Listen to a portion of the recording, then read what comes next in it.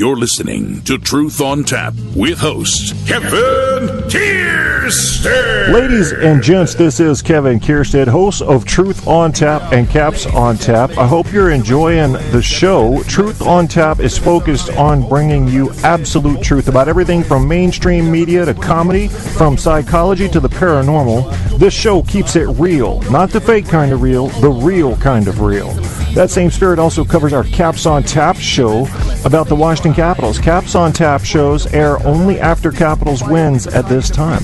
Please come like our Facebook page and join the conversation at facebook.com/TruthOnTapShow. Truth on Tap has been picked up and promoted by iHeartRadio, the internet audio mega monster, so shows are available there as well as on Spreaker and a limited selection on iTunes.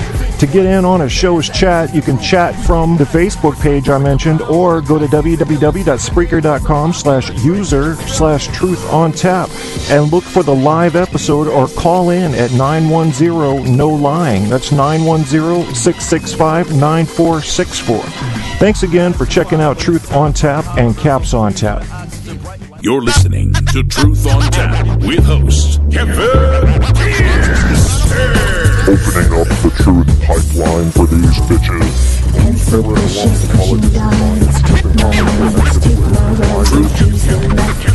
Truth on Tap.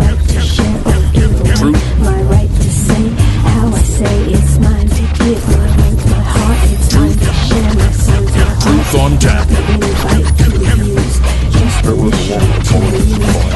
Chop it up and recombine. Chop it up and Truth on Tap. What are you going to do, people? You got a radio show. You need topics, don't you? You know, Generic Hip Hop Session 1 to open it up. It is 8/7/2014, 4 o'clock in the afternoon. This is my little shot in the arm I need to get. Gets me going. There are things you shouldn't do on a radio show. I've talked about those. Like, for example, settle scores. You know, if I were to talk about my ex-wife, I'd have to talk about how she was married 4 times before the age of 30. I'd have to talk about how she would screw anybody that asked her. I would have to say things like that, and I wouldn't want to do that because that would degrade me as a person. So won't do that. But what I could do is come up with something new. What about coming up with something new? Is that so foreign to the American mind? I mean, look at the horror movies. Have you seen anything original in a while? Sad. Very, very sad. We need to get original radio host. Come up with your own shit that's brand new. I'm going to talk to you about it today. I'm not telling you I have the solution for this, but I do have some ideas. And I want your ideas, and we're going to share them. This whole competition thing, this whole dog eat dog, choke your fellow radio host thing, that doesn't work. That doesn't work. Go ahead and isolate yourself. There's no reason for that. There's room on radio for everybody. Help out each other. It's not, just, fuck it. I can't. If you think that's a bad idea, I can't change your mind, so I'm not going to spend time on it. But it is my advice. I'm giving you my advice, and that is to get along with your fellow radio show hosts, and if they decide to attack you, just ignore them, and, let it go. That's my 2 cents on that. You're listening to Truth on Tap with host Kevin Kierstead. That's Wes Johnson. You can find Wes Johnson at wesjohnson.com, the greatest voice talent ever, and he's a good actor. This is George Linus's DJ R-Cod, and I always want to say DJ K-Rod. So have you ever had one of those words where you tend to invert the letters? I'm not dyslexic, but there are a few words that I spell wrong all the time. For example, when I go to type but, B-U-T, a lot of times I'll spell it by, B-Y, and vice versa. Have no idea why I do that. It's constant. I almost do it every time. But and by. Bye, but. Yeah.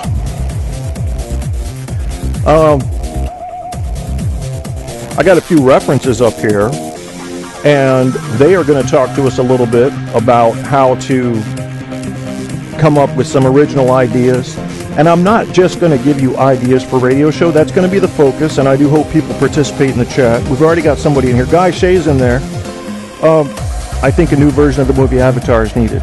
Yeah, they don't have enough of those, do they?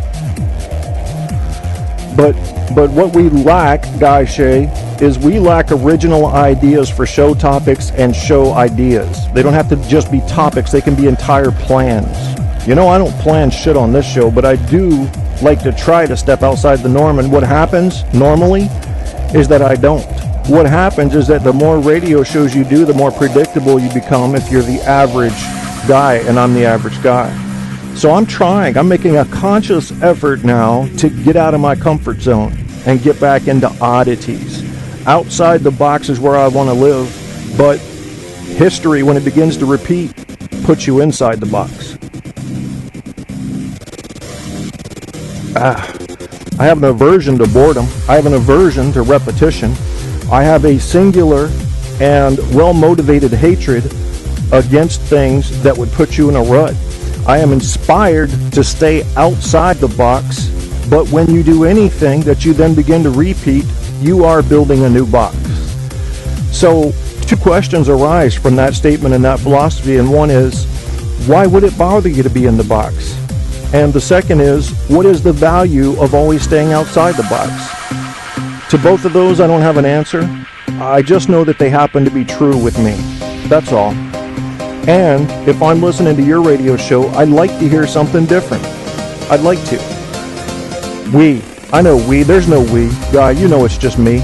I'm so sick of radio hosts saying, we here at Truth on Tap, we my ass. You're on a back porch, you're in your mom's basement, it's you, bitch. You probably don't even have a pet out there with you. Don't we. We doesn't sound big anymore. Since the internet, we has been me the whole time. Yeah, there's no we. We would like to review. No, we wouldn't. You, one person, would like to review it. You're listening Review my to ass. Truth on Tap with host Kevin Kierstead. I need some new songs. I'm building my box back up again.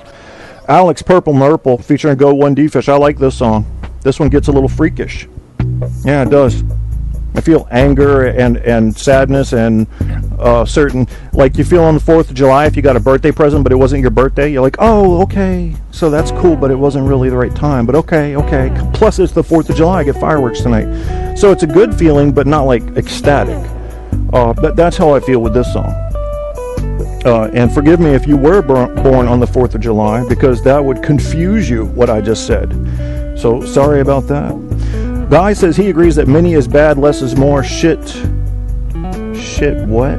Shit will be back. The chat room is cutting off your sentence to put 4:08 p.m. over it. Shit, something will be back. People are bugging me. Oh. Okay, I think I see what you're saying. Okay.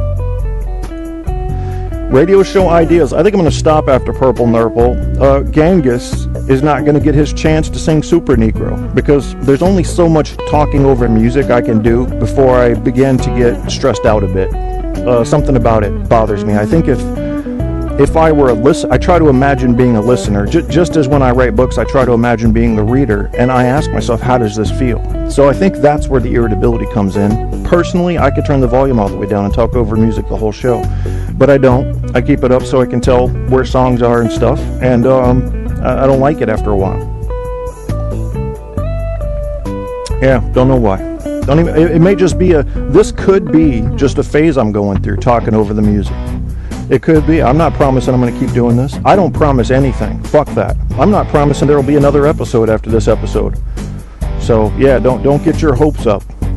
We do what we do, and that's what we do.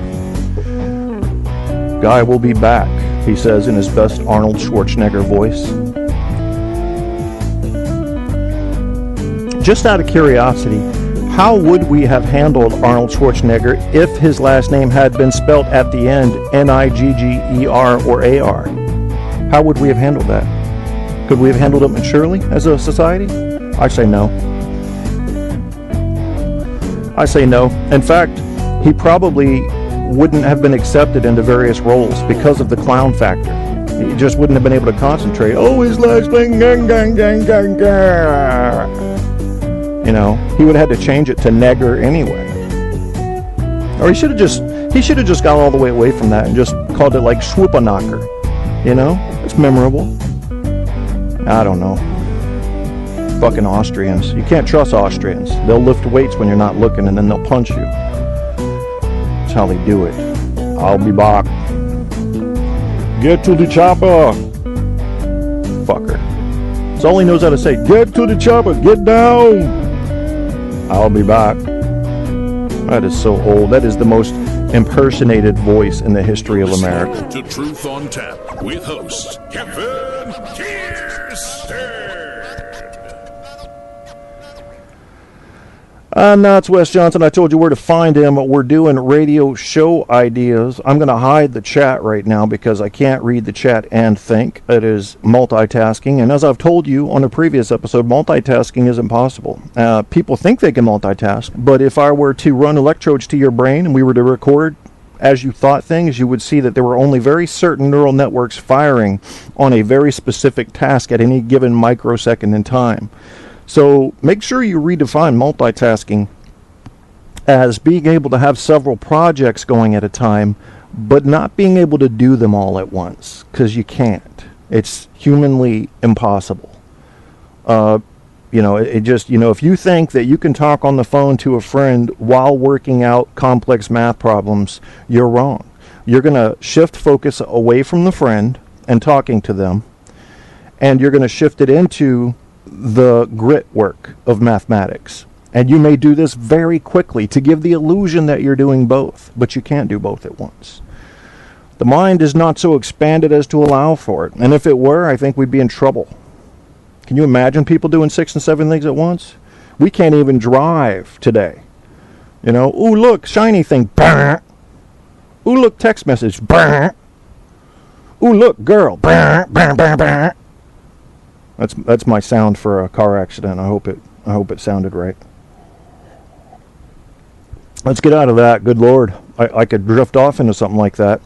Got some ideas up here now. You can Google people. So what is the challenge that faces a host like me who's doing a show like this when you've got Google at your fingertips? Well, the way I handle it is like this. More information is better. I am not opposed to there being an internet so that I could control information in an easier way if I were the type to go to the library and say, well, most people don't go to the library, so I'll just check out some books and then I'll be the king of information for my age group.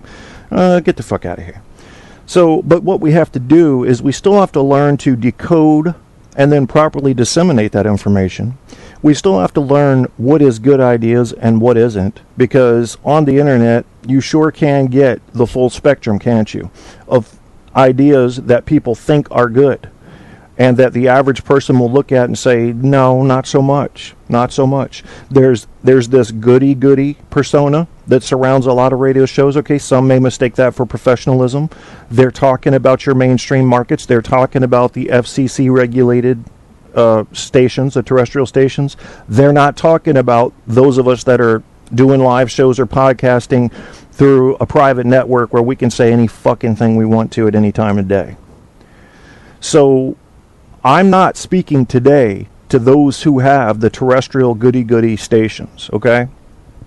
What I'm just trying to do is get you to think outside of the box and list some other ideas that I think are good and some that I think are bad.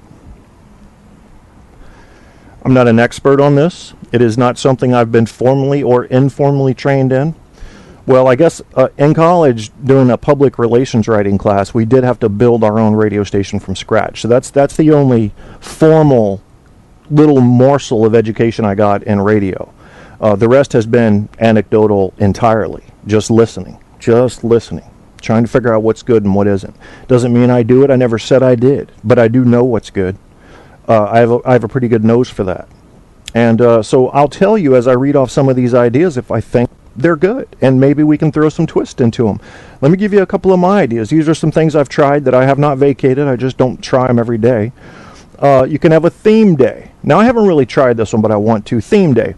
All your callers and you, the host, and or your co-host, would have to impersonate a class of people. So, cowboys, Brits, aliens, famous people only.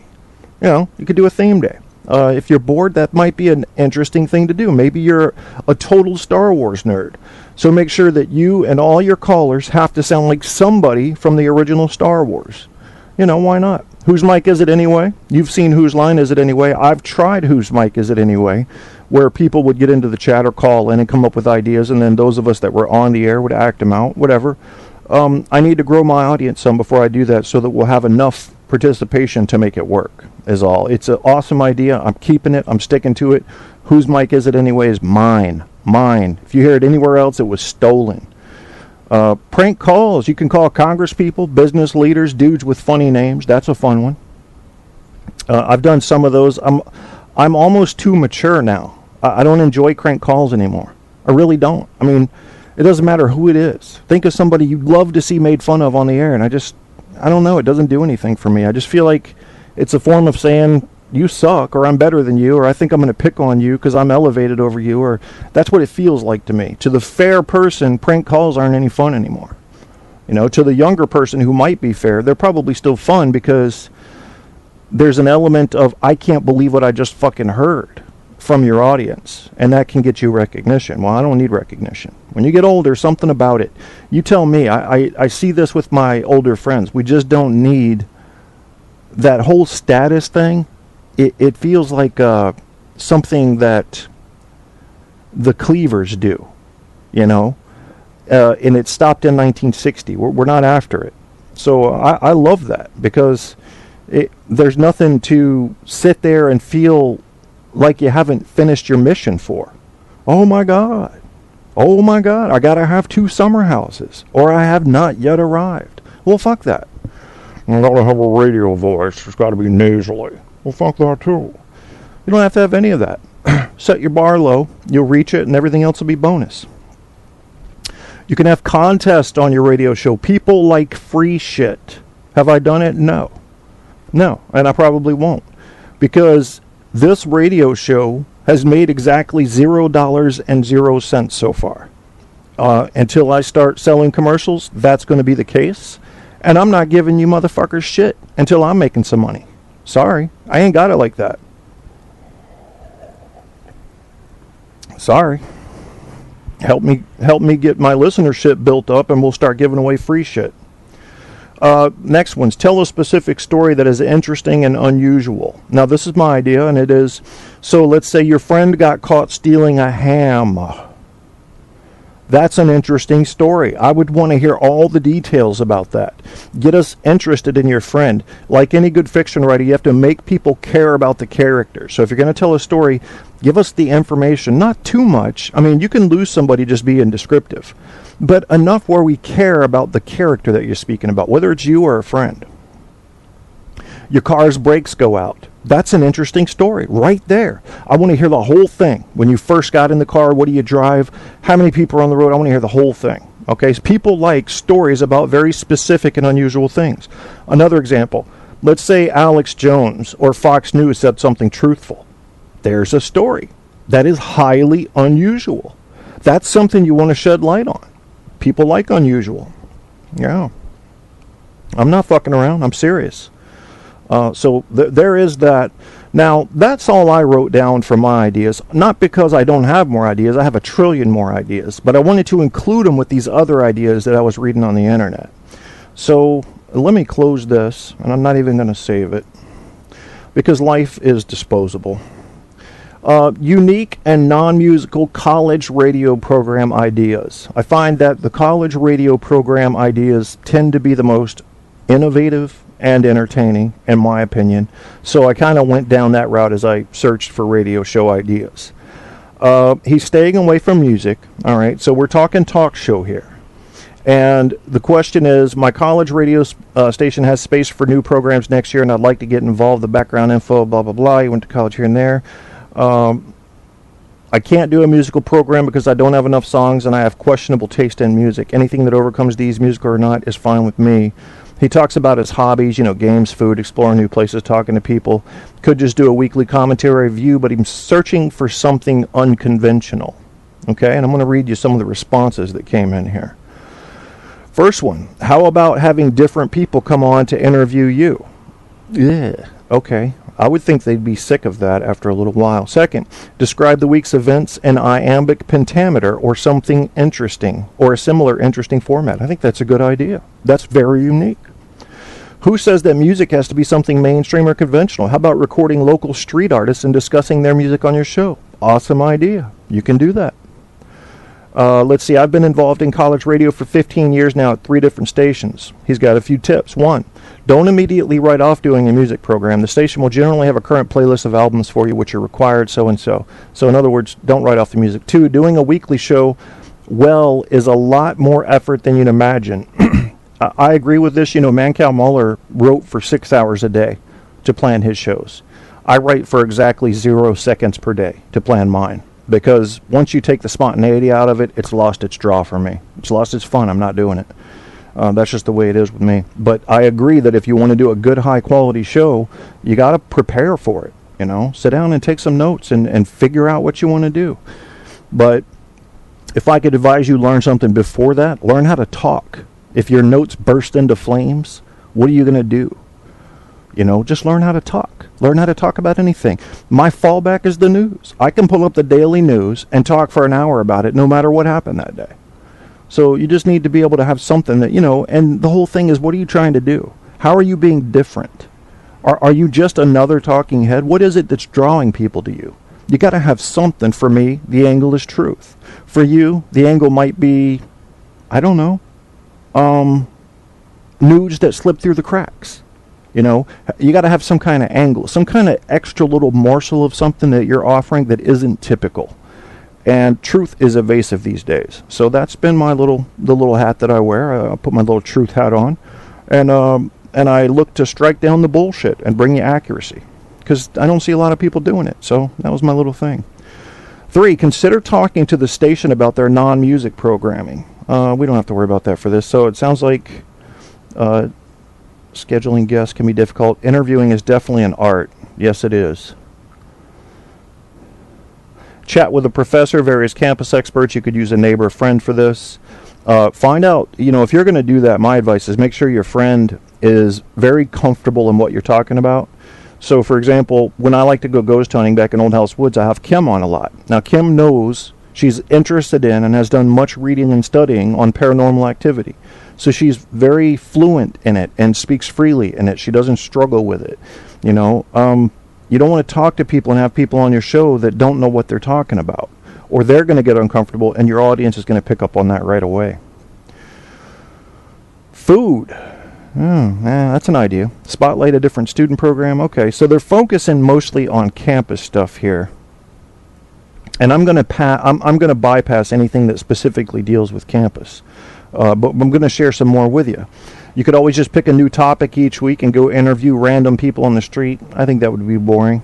Unless those people had some interest in the topic. You might have to interview 100 to get 5 good ones. So I don't know if you want to do that, but maybe you do.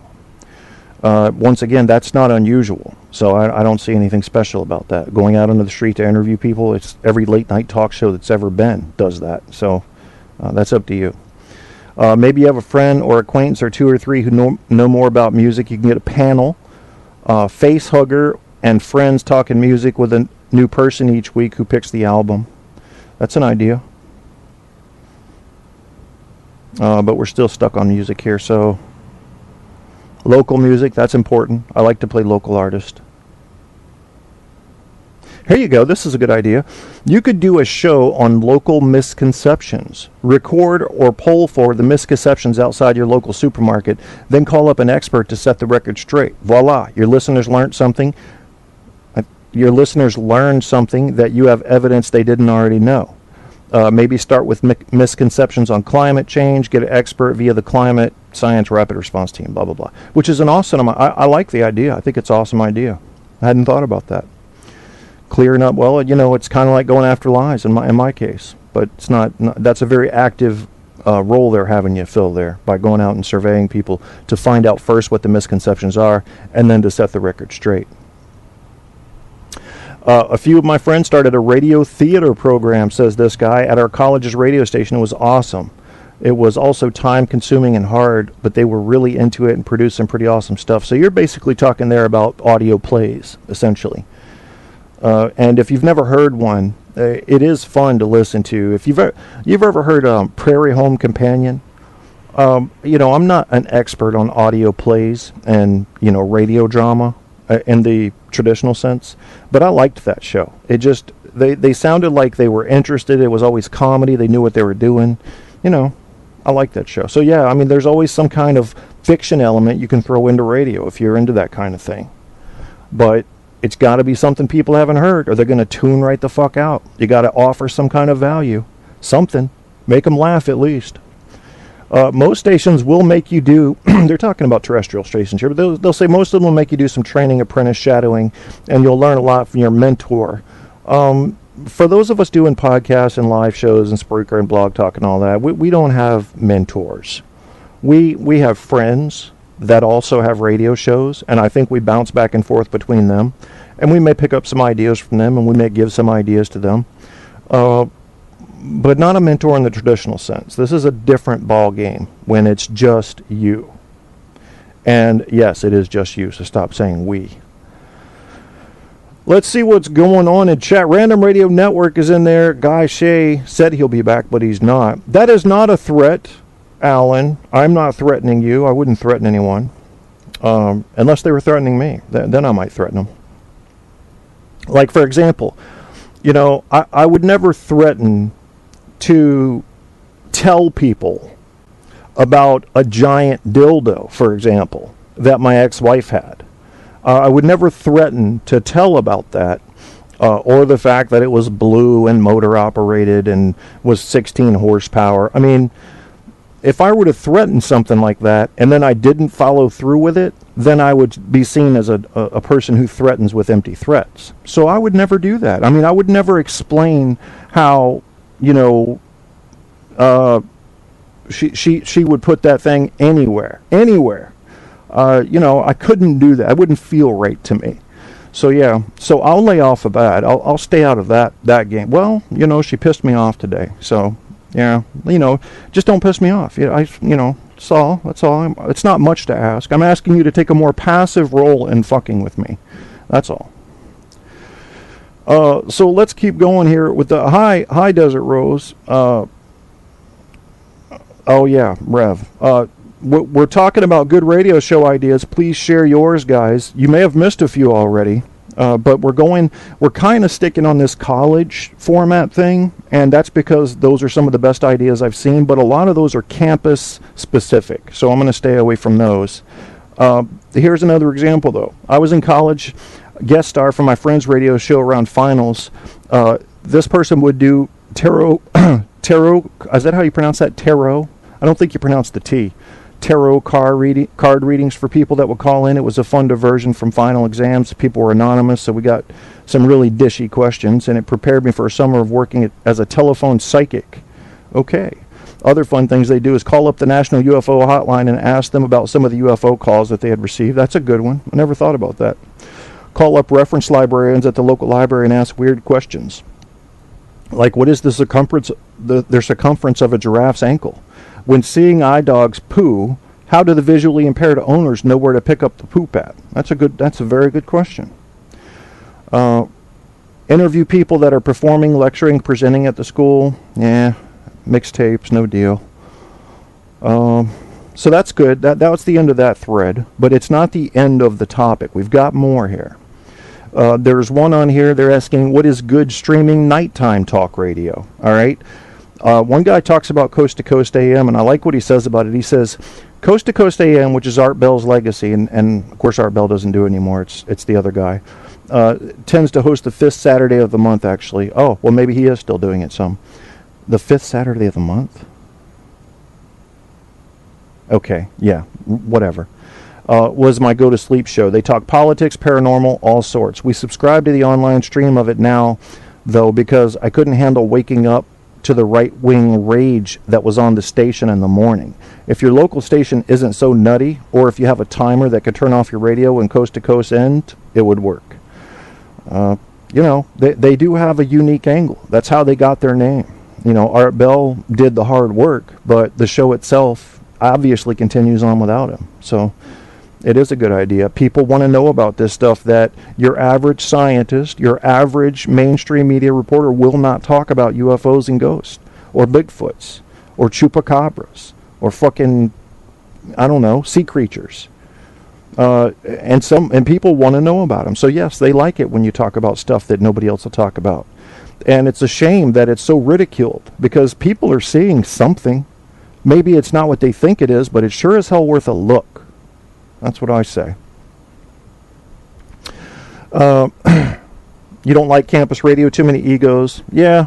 You know, when I think about that, Desert Rose, I think about Goodwill Hunting. And the dude he had to set straight in the bar. Remember how he liked them apples? And that guy's attitude just about represents every college friend I've ever had. Just a little bit too much ego. And it's a sad thing, because, you know, it's like Helen Keller said, the best outcome of education is tolerance. And when you have an ego that is just seeping out of your pores and everybody can see it, you can't be tolerant at the same time. You're too busy praising yourself for what you think you know. So, I'm with you there. But the college students tend to be more creative than the average person who's coming up with these ideas for radio shows. So that's why I went to that band of research, if you will, to find radio show ideas.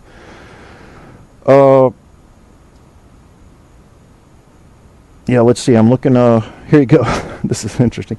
If you like your broadcast delivered in the voice of Seymour Skinner from The Simpsons, you can try Harry Shearer's Le Show. That's very specific, man. I would advise you don't do something like that, because you're painting yourself into a corner. If you say, I'm going to read every show and I'm going to sound just like Krusty the Clown, because you leave no room for movement there. So, you could do that one show. Like I said, you could have theme night, where everybody has to sound like a cowboy, including the guests that call in. Mix it up a bit. Do something original, something different.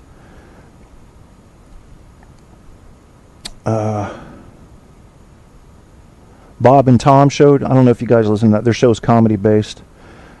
See, I think you can fit in. The thing about radio shows is this. All you guys in the chat room right now, and people that will listen to this later that have their own show, you know as well as I do that there are so many topics out there that people are interested in, that once you find your little groove, you'll have your following. The question is, how mainstream can you get, and how mainstream will your major topics be? It's very hard to do something different while still appealing to large masses of people.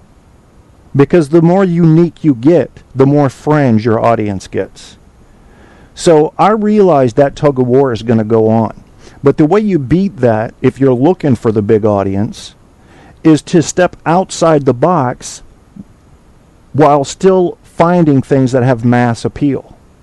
And you can do that, but you have to be original. You have to go back to the drawing board. What are radio shows not talking about that people are interested in, that I know something about, or could at least do the research on to get to know something about? It is the comedy that they have today sucking. Should I try to push the boundaries of comedy? Should I try to go old school and talk like somebody from the 1920s? There are comedians doing that now. There are so many angles you can go on mainstream appeal that you don't have to isolate yourself to fringe topics just to be unique. So the question is, how creative can you be? I think creativity is the strongest human personality characteristic one can have. The absolute strongest. Creativity, imagination. Be able to say, I don't have these elements here. I don't have wood, and I've never seen water, but I'm going to figure out in my brain anyway how a raft might work that I would build from trees. That's being creative. You got to go away from the sources that you know and figure out new possible sources of materials and information.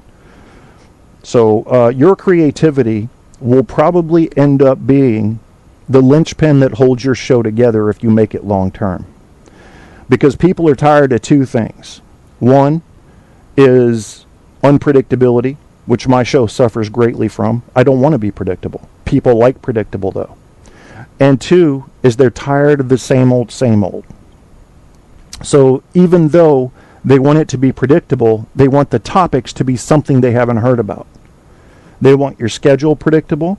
They want your voice predictable. They want your commercials, your guest features, any kind of music alignment you have, they want those to be predictable. They just want your topic to be different. So that's what people are looking for, and that's what you ought to be thinking about if you're trying to appeal to large masses. I'm lucky on this show that I don't care how many listeners I end up with. If I end up with 10 listeners in 10 years from now and I still have the same 10 listeners, I win. I win. That's a win for me. Having fun, it's a form of socializing for me. It's, I love to play with the sound effects sometimes. I can't do it on this show because it's not applying to the topic.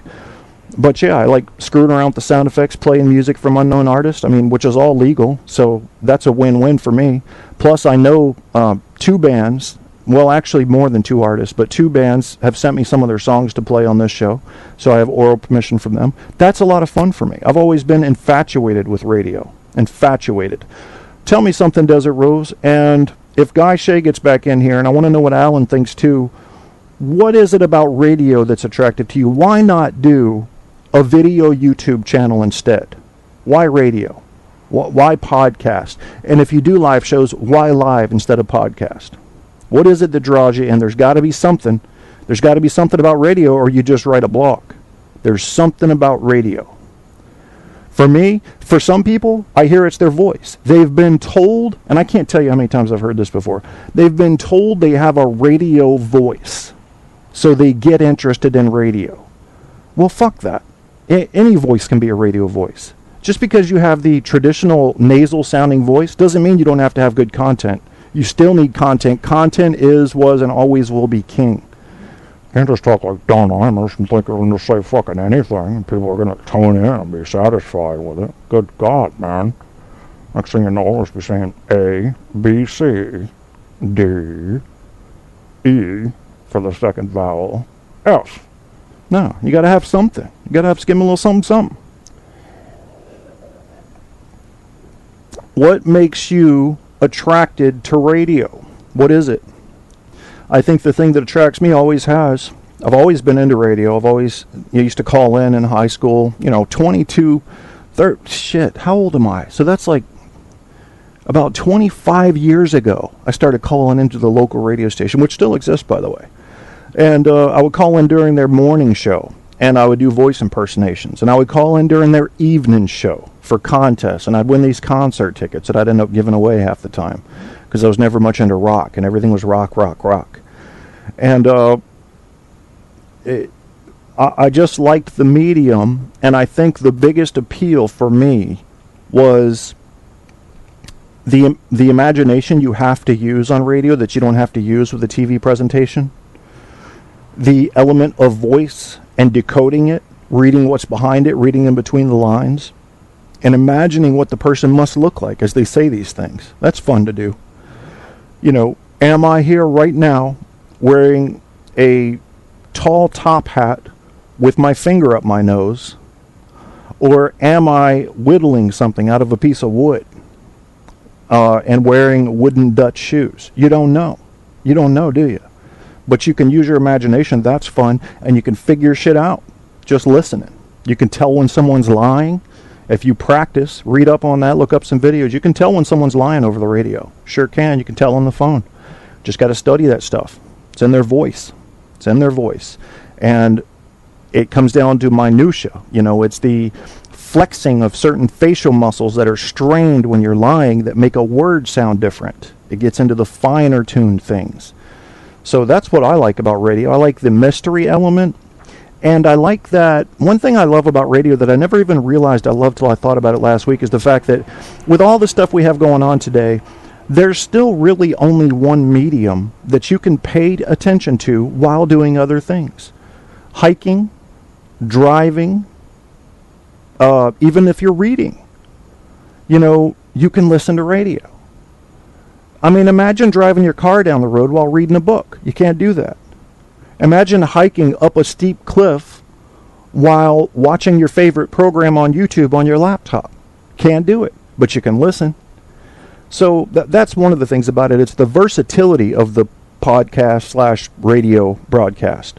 And I like that. I think that makes it something that I think is going to be around for a very, very long time.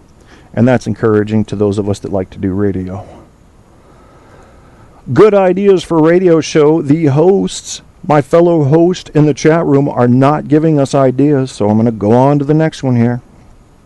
I'm going to make sure you have some good ideas before you leave this show. The best idea I can possibly give you is to get into your brain and look in the places you haven't been looking for answers.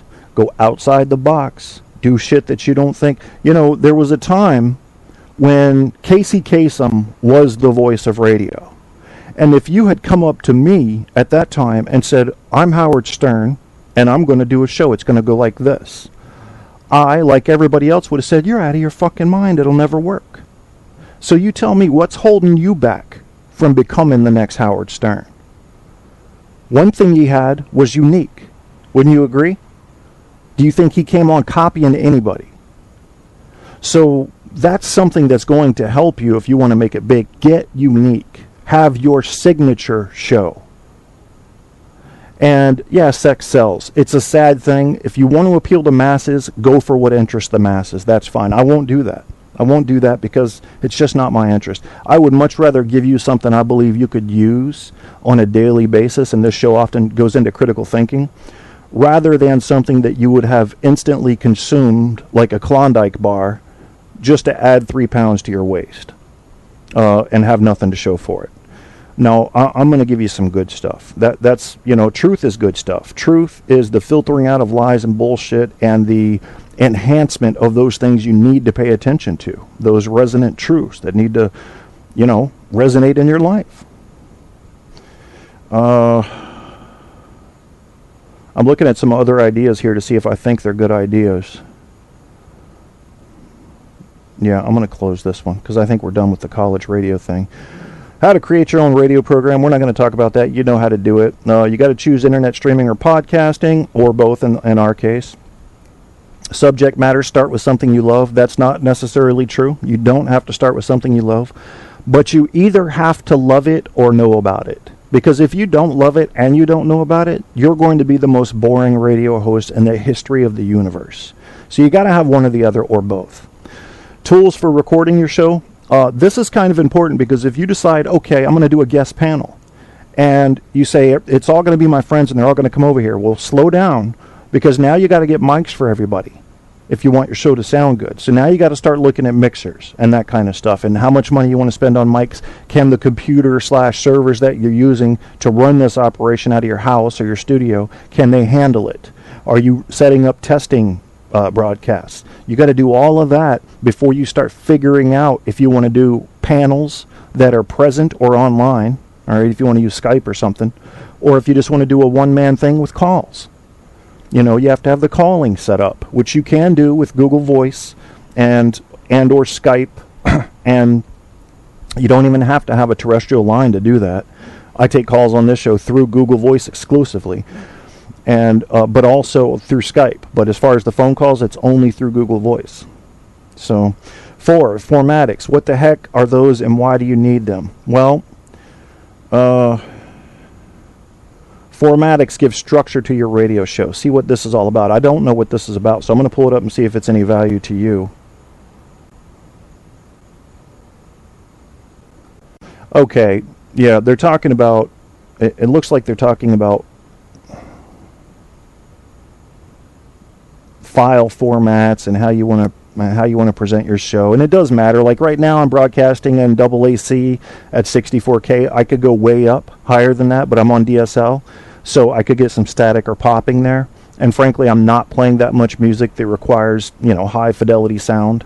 And my microphone is not so expensive that it could gain more out of a higher bit rate for your audio listening pleasure. So therefore, I stick with the 64K. And it doesn't sound too bad.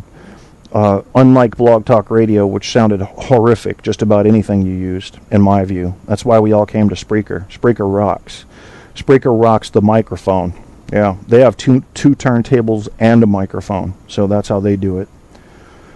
So we were talking about formatics. Number 5 is original material, music royalties, and getting guests. Use your brain. How you going to get it? You know, use Google.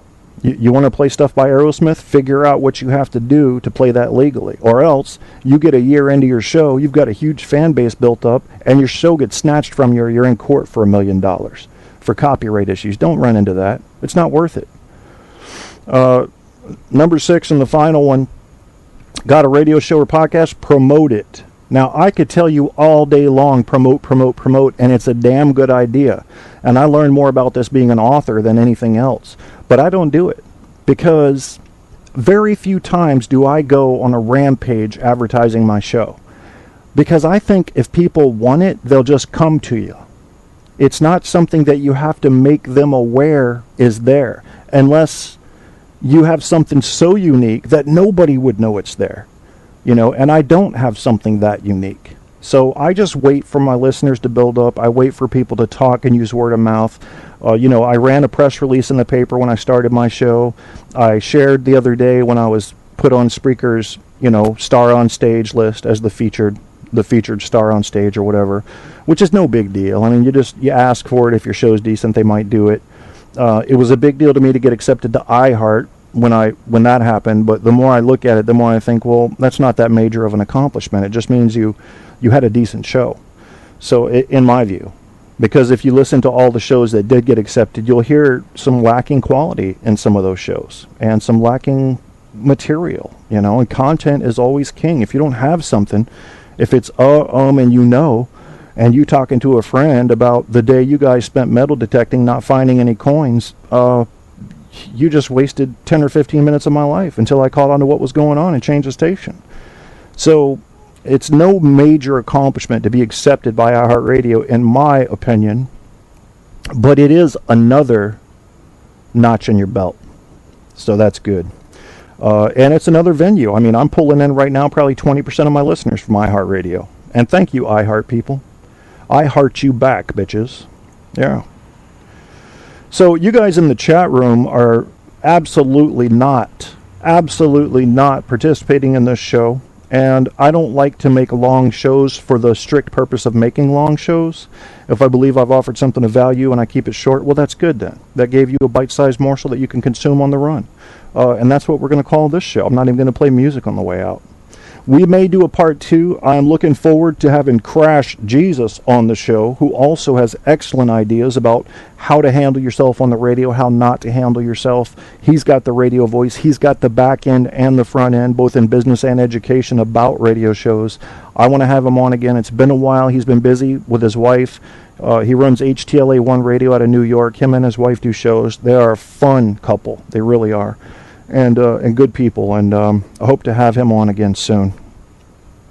So we may do a part 2 to this. It just depends on if I see some ideas in comments, or if people relay to me that they wanted to hear more. We'll go into it more. But if I could just leave you one thing to take from this show, it is get outside of your comfort zone, get outside of the box, and then do the little math formula. And the math formula looks something like this. How unique can I get while still appealing to a large enough audience to make my show popular?